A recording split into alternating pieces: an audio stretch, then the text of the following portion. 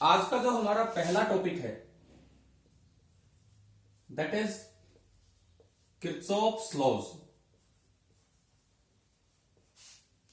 जो आपको बहुत अच्छे से आते हैं। मैं इन शॉर्ट फटाफट बताता हूं। देखिए, पहला जिसे हम जंक्शन पे लगाते हैं, जंक्शन लॉ, या उसका नाम था केसीएल, किर्चॉफ करंट लॉ।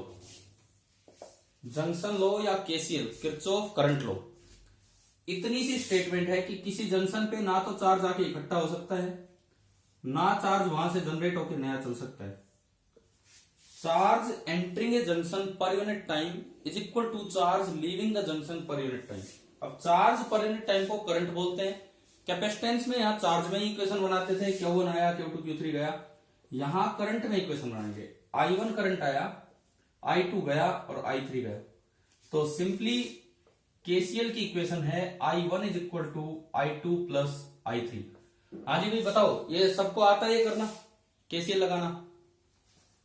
ठीक है। इसकी स्टेटमेंट जो बुक्स में लिखी रहती है, या तो यूं लिख देते हैं, the sum of all the currents entering a junction is equal to the sum of all the currents leaving the junction.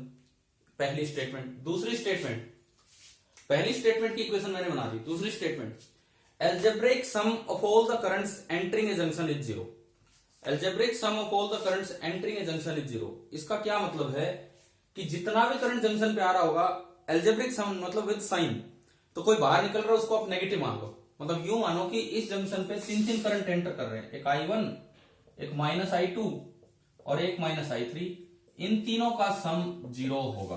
तो ये भी तो यही इक्वेशन है सेम, अगर आप इनको उधर भेज दो। ऐसे ही तीसरा जो स्टेटमेंट इसके बारे में दी जाती है वो ये है, algebraic sum of all the currents leaving A junction is zero. इस जंक्शन को छोड़ के जितने करंट जा रहे होंगे, तो देखो छोड़ के जाने वाले एक तो I2, एक I3 और एक है माइनस I1। ये तीनों इसको छोड़ के जा रहे हैं, तो इसका मतलब इनका सम भी जीरो है। इक्वेशन यही बननी चाहिए। आप यहां से बनाओ, चाहिए यहां से बनाओ, चाहिए यहां से बनाओ। केसीएल क्लियर ना सभी को? अच्छा वैशाली, ये बताओ केसीएल किस पे बेस्ड है, किस प्रिंसिपल ऑफ फिजिक्स पे बेस्ड है?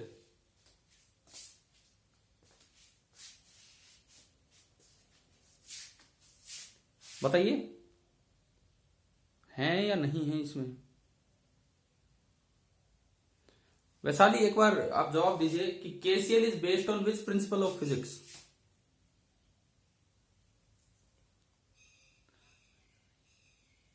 अरे ठीक है, मैं जिसका नाम ले रहा हूं वो बोले तो ज्यादा बेटर है।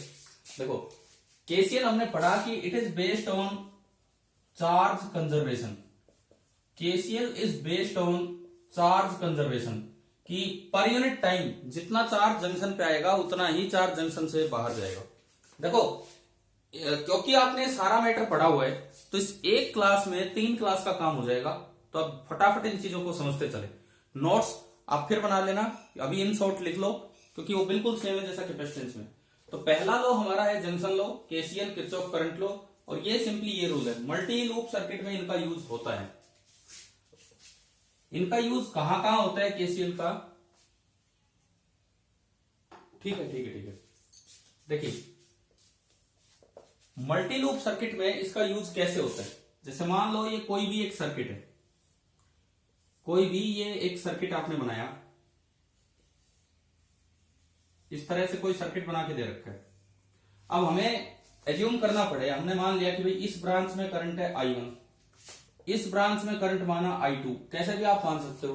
तो अब इसमें I3 मानने की जरूरत नहीं है। इसमें I3 मानोगे तो वेरिएबल बढ़ जाएगा। हम 2 वेरिएबल में ही क्वेश्चन सोल्व करेंगे। तो यहां केसीएल लगाएंगे, एक साइड से I1 आया, एक साइड से I2। तो यहां हम सीधा मान लेंगे कि भाई कितना करंट आगे गया होगा, I1 प्लस I2। एक फायदा तो इसका ये है। दूसरा बेनिफिट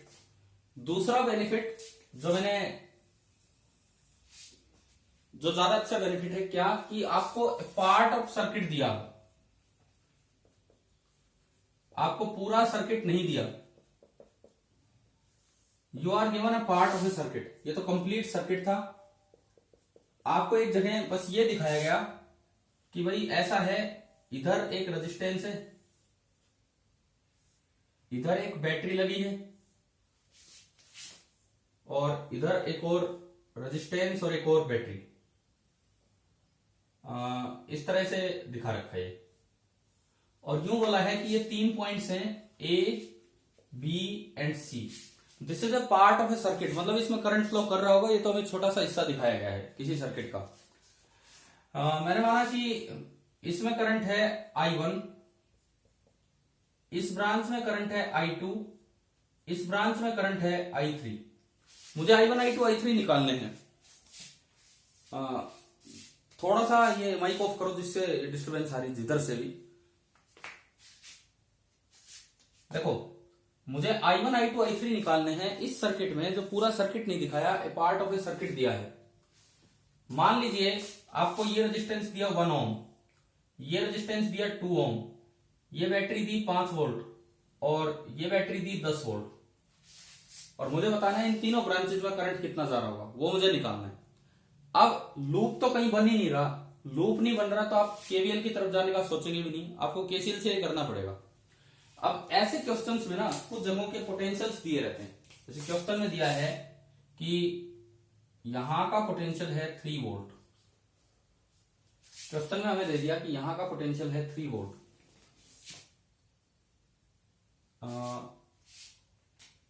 साथ ही साथ यहां का पोटेंशियल आपको दे दिया 7 वोल्ट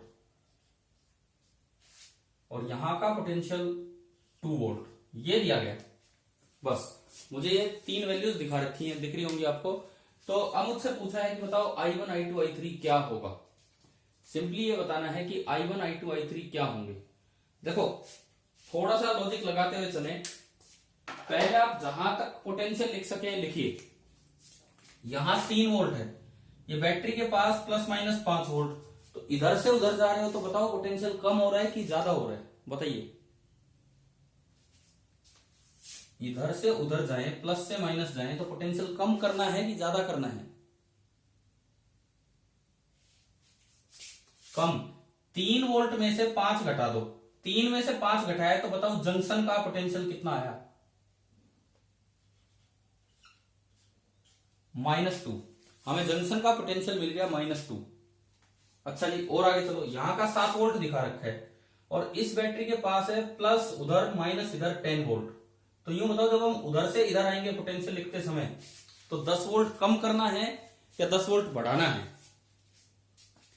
कम करना है। 10 वोल्ट कम करना है, तो 7 में से 10 कम किया तो यहां का पोटेंशियल कितना आ गया? -3। देखो यार, ये अच्छे सवालों में आते हैं ये, क्योंकि आधी बार बच्चे इसे ओपन सर्किट समझ के और करंट 0 लिख जाते हैं। I1, I2, I3 0 ओपन नहीं है, this is a part of a circuit. अब देखिए, मुझे ये रजिस्टर मिल गया। अच्छा, एक बार इधर और आ जाता हूं मैं। ये 2 वोल्ट ही -2, ठीक है। सबके सारे रजिस्टर्स के पास आपको पोटेंशियल डिफरेंस पता लग गए। मैं पहले इस रजिस्टर पे फोकस करता हूं, इस 2 ओम वाले पे। इस 2 ओम वाले को अगर आप देखते हो, अब ध्यान से बताना, मैं एक पॉइंट ये लेता हूं और एक पॉइंट ये लेता हूं। पॉइंट नंबर, ये मैंने x बोला और ये y बोला। x का पोटेंशियल है -2 वोल्ट और y का पोटेंशियल है -3 वोल्ट। तो x का पोटेंशियल ज्यादा है या y का पोटेंशियल ज्यादा है? x -2 volt is greater than -3 volt because potential is compared with sign. x का पोटेंशियल ज्यादा है, y का कम है, तो हमारी करंट की डायरेक्शन सही है। बिकॉज रजिस्टर में जो करंट चलता है वो हमेशा हाई टू लो पोटेंशियल चलता है, क्योंकि रजिस्टर हमेशा लोड की तरह काम करता है। क्लियर? इसका मतलब पहली बात, हमारी डायरेक्शन सही है। दूसरी बात, I कितना होगा?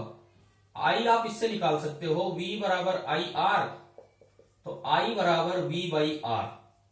V बराबर IR, तो I बराबर V/R। अब V मतलब पोटेंशियल डिफरेंस बताओ इसके पास कितना है?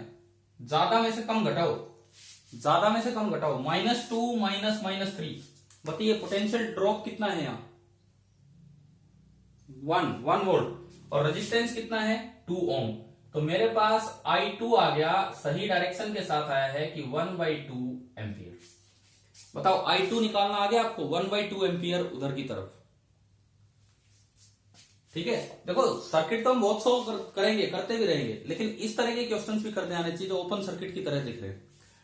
अब आओ इधर, इसमें इस रजिस्टर को देखिए, ऊपर वाले पे पोटेंशियल है कितना दिख रहा है? -2 वोल्ट, कनेक्टिंग वायर पे सेम चलता है, और नीचे है 2 वोल्ट। तो बताओ ऊपर पोटेंशियल ज्यादा है कि नीचे पोटेंशियल ज्यादा है? तो क्या हमारी करंट I3 की डायरेक्शन सही है क्योंकि नीचे पोटेंशियल ज्यादा है? गलत है। I3 क्योंकि रजिस्टर एक लोड की तरह काम करता है, उसमें हमेशा current high to low potential चलेगा, तो मुझे I3 सही करना पड़ेगा। तो I3 यूं आया। अब ये बताओ इसके पास पोटेंशियल डिफरेंस कितना है? ज्यादा में से कम घटाओ। 2 माइनस टू कितना हुआ? 4। तो I3 में लिखूं I3 V/R, तो 4 वोल्ट तो पोटेंशियल डिफरेंस है और R है 1, यानी कि ये आपका आया 4 एम्पियर। आप पहले ये बताओ कि आपको I2 I3 निकालने आ गए इस तरीके से, ठीक है। अब इसके बाद देखिए, अब मुझे KCL लगाना पड़ेगा। अब इसमें KCL लगाना पड़ेगा। ये इधर से नीचे से आ रहा है 4 एम्पियर, मैं ब्लू कलर से लिख देता हूं अलग से, देखिए थोड़ा सा। नीचे से ये आया 4 एम्पियर, जिसमें से ये इधर गया आधा एम्पियर, 4 में से आधा उधर गया। तो क्या ये I1 की डायरेक्शन सही है कि गलत है? बताओ। I1 की हमारी डायरेक्शन सही है, I1 की हमारी डायरेक्शन सही है। और ये जो करंट इधर जाएगा, 4 में से आधा इधर गया, तो ये बचा 3.5, मतलब 7/2 एम्पियर। ये आपका करंट आ गया 7/2 एम्पियर। क्लियर हो गया भाई यहां तक? ठीक है। अब आप ये बताओ, ये बैटरी लोड की तरह काम कर रही है कि सोर्स की तरह? सोर्स, क्योंकि इसके अंदर करंट जा रहा है नेगेटिव टू पॉजिटिव। अब वो बैटरी बताओ लोड है कि सोर्स है? सोर्स, क्योंकि उसमें भी करंट जा रहा है नेगेटिव टू पॉजिटिव। क्या सभी को ये क्वेश्चन क्लियर हुआ कि नहीं, पार्ट ऑफ ए सर्किट वाला? अच्छा, एक कंफ्यूजन कुछ बार बच्चों के दिमाग में आ जाता है, क्या कि करंट इधर जा रहा है, ये तो -2 वोल्ट है और ये 3 वोल्ट है। हम तो अभी तक ये पढ़ रहे थे कि current flows from high potential to low potential, परंतु इसमें जा रहा है लो टू हाई, -2 से 3। तो वो कंफ्यूजन नहीं होना चाहिए, क्योंकि high to low potential current flow करता है रजिस्टर में, क्योंकि रजिस्टर हमेशा एक लोड की तरह काम करता है। परंतु इस ब्रांच में कहीं भी कोई रजिस्टर नहीं लगा है। तो शायद आपको ये बात क्लियर होगी जो मैंने इस क्वेश्चन में समझाना चाहा कि कैसे KCL यूज होता है। ठीक है, क्योंकि ये आसान होते हैं, ये वाले क्वेश्चन आसान होते हैं लूप वाले, ये वाले थोड़े मुश्किल हो जाते हैं जब आपको ये चीजें ना पता हो। तो KCL के बाद अगली चीज देखो, हमारा टाइम है 8 से 9, तो मैं कोशिश करूंगा ये चीजें जो रिकॉर्डेड हैं मैं इसमें कवर करूं और आपके लिए वीडियो रिकॉर्डिंग फिर लिंक भेज दूं। अच्छा, ये वाला पार्ट मैंने 10th को नहीं करवाया था, ये जो पार्ट ऑफ ए सर्किट में कैसे पहुंचते ये नहीं करवाया था उन्हें, तो ये आपके में ही है, तो आप देख लेना। इसके बाद जो हमारा दूसरा रूल है KVL, जो लूप लॉ है, वोल्टेज लॉ, किस पे बेस्ड है बताइए? किस पे बेस्ड है ये KVL? एनर्जी कंजर्वेशन, और you can say conservative nature of electric field. Energy conservation भी बोल सकते हो, conservative nature of electric field भी बोल सकते हो। KVL इस पे बेस्ड है। KVL की स्टेटमेंट वही है कि अगर एक पूरा लूप बंद है तो sum of all the voltages encountered while traversing a closed loop is 0। अब ये वोल्टेज का मतलब है पोटेंशियल डिफरेंस, तो ये आपको विद साइन लिखना है, विद साइन। वोल्टेज का मतलब है पोटेंशियल डिफरेंस, जो आपको विद साइन लिखना होगा। मतलब कैसे? अगर आप प्लस से माइनस की तरफ जा रहे हैं घूमते समय मतलब लूप में चलते समय, चाहे करंट कहीं भी जाए, आप प्लस से माइनस जा रहे हैं, तो इसका मतलब पोटेंशियल बढ़ रहा है कि कम हो रहा है? जैसे प्लस माइनस 5 वोल्ट लिखा हो, तो इधर से उधर गए तो पोटेंशियल कम हो रहा है, तो चेंज नेगेटिव है, तो आप KVL की इक्वेशन में -5 लिखेंगे। अगर आप कहीं माइनस से प्लस जा रहे हैं ऐसे, और बीच में लिखा हो 10 वोल्ट, तो KVL लगाते समय आप +10 लिखेंगे। ये बातें क्लियर है ना कैपेसिटेंस के समय से ही कि भाई किस तरह KVL लगाना है? ठीक है। जो मल्टी लूप सर्किट्स आएंगे उसमें क्या होगा, जैसे मान लो दो वेरिएबल होंगे, देखो हमारे पास दो वेरिएबल होंगे, जैसे दो लूप का कोई सर्किट है, ये एक बैटरी है, ये एक रेजिस्टेंस है, ये बीच में कोई और रेजिस्टेंस आपने लगा दिया। मैं पूरा क्वेश्चन सॉल्व नहीं कर रहा हूं बिकॉज ऐसा क्वेश्चन मैं उसमें वीडियो में डाल चुका हूं, आप देखेंगे अभी आज की क्लास के बाद। ये E2, ये R2 और ये है R3। अब मान लो ऐसे किसी सवाल में आपको करंट निकालना हो कि दोनों बैटरीज में से कितना करंट है, तो हम मान लेंगे कि इसमें से करंट I1 है और इसमें से करंट I2 है। अच्छा, कोई बच्चा अगर यूं सोचे कि डायरेक्शन कैसे माननी है करंट की, कैसे भी मान लो, अगर लास्ट में आंसर नेगेटिव आया है तो आपका सॉल्यूशन गलत नहीं है, बस वो वैल्यू पॉजिटिव कर दो और डायरेक्शन रिवर्स कर दो, बस, और कोई फर्क ही नहीं करना, दोबारा सोल्व नहीं करना। अब अगर सोल्व करने पे I1 आ जाए -4 एम्पियर, तो मतलब ये उल्टी डायरेक्शन में 4 है। अब देखो वेरिएबल मत बढ़ाओ, सबसे पहले तो तीसरा वेरिएबल मत लेके आओ। यहां जब आप लाओ तो I1 और I2 जुड़ के करंट KCL से आपकी डायरेक्शन के अकॉर्डिंग कितना मान लेना है, I1 प्लस I2। अब मेरे पास केवल दो वेरिएबल्स हैं, एक I1 और एक I2, केवल और केवल दो वेरिएबल्स हैं। अच्छा, इसमें देखिए दो वेरिएबल तो दो इक्वेशन चाहिए, एक बार आप इसमें केवीएल लगा लो, एक बार आप इसमें केवीएल लगा लो। केवीएल लगाने के लिए आपको सारे प्लस माइनस लिखने आने चाहिए। आपने करंट ऊपर माना है, तो इस रजिस्टर में करंट नीचे से ऊपर जा रहा है, तो रजिस्टर में जहां एंटर करता है वो प्लस, दूसरा माइनस, एंड बीच में होगा I1 इंटू R1। ये बैटरी अगर इसके साथ कोई इंटरनल रेजिस्टेंस ना लिखी हो तो ये आइडियल बैटरी है, -+E1। कल मैंने सिखाया था कि अगर बैटरी के साथ इंटरनल रेजिस्टेंस लिखी हो और वो सोर्स का काम करे तो E-IR, लोड का काम करे तो E+IR, इस तरह लिखना होता है। इधर आओ, इस साइड प्लस माइनस, क्योंकि करंट आपके अकॉर्डिंग ऊपर से नीचे आ रहा है, और I इंटू R, तो I1 plus I2 into R3। अब आप इस लूप में केवीएल इक्वेशन बताओ क्या बनेगी। पहले लूप में, फर्स्ट लूप में केवीएल इक्वेशन क्या बनेगी। यहां से मैंने एंट्री ली, सपोज कीजिए यहां से एंट्री ली, क्या बनेगी बोलो। प्लस से एंट्री ली तो -I1 R1, फिर माइनस से एंट्री ली तो प्लस E1, और फिर प्लस से एंट्री ली तो minus of I1 plus I2 into R3, और वापस वहीं पहुंच गए तो इक्वल टू 0। क्या सभी को क्लियर है कि नहीं ये वाली इक्वेशन। ऐसे इसमें देखो, कैसे भी इसमें घूम लो, पहले प्लस माइनस लगा लो।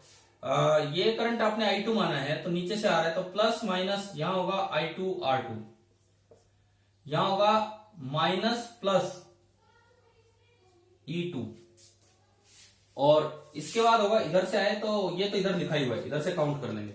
चलिए अब इसमें स्टार्ट करते हैं। पहली एंट्री प्लस से क्या बनेगा, -I2 R2।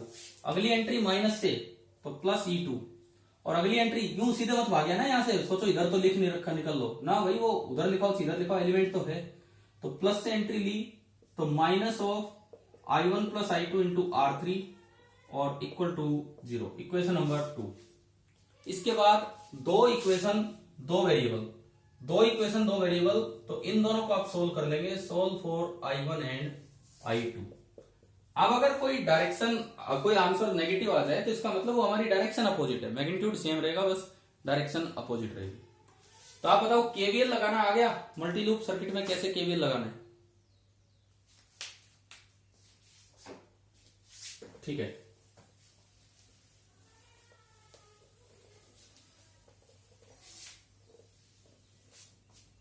अभी देखिए इसके बाद केसीएल केवीएल होने के बाद अब हमें पढ़ना होगा ग्रुपिंग ऑफ रजिस्टर्स। ये बिल्कुल वैसा ही है जैसा ग्रुपिंग ऑफ कैपेसिटर्स है। इसके अंदर पहला सीरीज ग्रुपिंग, दूसरा आपका होगा पैरेलल ग्रुपिंग। मैं आपको एक सीक्वेंस बता रहा हूं।